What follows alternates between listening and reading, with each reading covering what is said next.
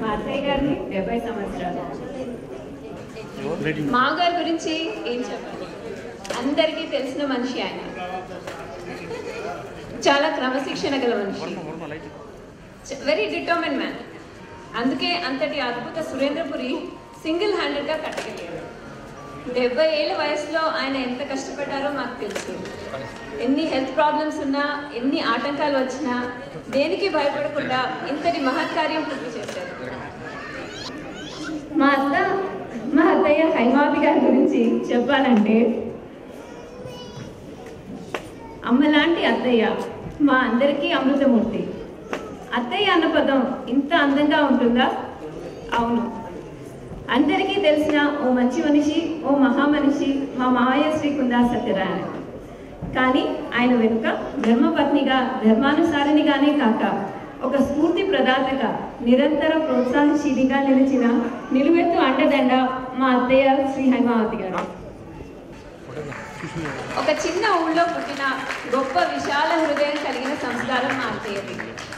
అత్తయ్య చూడడానికి చదువురాని అమాయకురాలిలా కనిపిస్తుంది, కానీ అన్నింటా ఆమెకు సాటి ఎవరూ లేరు.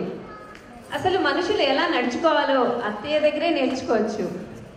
ఎప్పుడూ ఇతరుల సుఖ సంతోషాల గురించి, ఆ దిశలో వారికి సాయం చేయడం గురించి ఆలోచించే మా అత్తయ్య నిత్యం ఉన్నత విలువల కోసం శ్రమించే సుగుణశీలి. ఆమె నాకు అత్తయ్యే కాదు, అమ్మ కాదు, అంతకన్నా మిన్న. ఎవరిని రొప్పించడం ఆమెకు చేత కాదు, అందరినీ అనురాగంతో ప్రేమించడమే ఆమె నైజం. ప్రేమకు నిర్వచనం మా అత్తయ్యే. నాకే కాదు, ఆమె గురించి తెలిసిన అందరికీ ప్రేమ పంచడమే ఆమె ప్రవృత్తి. అటువంటి అత్తమామలను నాకు ఇచ్చిన భగవంతుడికి రుణపడి ఉంటాను.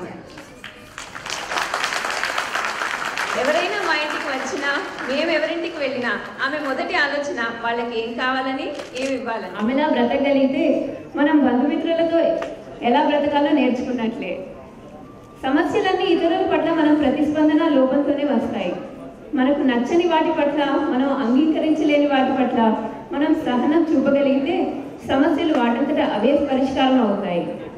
ఏ పరిస్థితులు ఎలా వచ్చినా, ఎవరు ఎలా ప్రవర్తించినా వాటిని ఆమె ఆనందంతో స్వీకరిస్తారు. మనం మంచి చేస్తే భగవంతుడు మనకు మంచి చేస్తాడన్న నమ్మకానికి ఆమె ఓ ఉదాహరణ. మా అత్తయ్య నిరంతర పఠనశీలి, భక్తితో కూడిన ఆధ్యాత్మిక గ్రంథాలు ఎక్కువగా చదువుతారు. మా మామగారు ఓసారి నాతో చెప్పిన మరుపురాని విషయం ఏమంటే, వారి తండ్రి గారు తనకి కాబోయే కోడలి వంట రుచి చూసి వెంటనే ఆమెను తన ఇంటి కోడలిగా తెచ్చుకోవాలని నిర్ణయించుకున్నారట. ఆమె ప్రేమను రుచి చూపించే వంటకాలతో కూర్చిన పుస్తకం ఇది.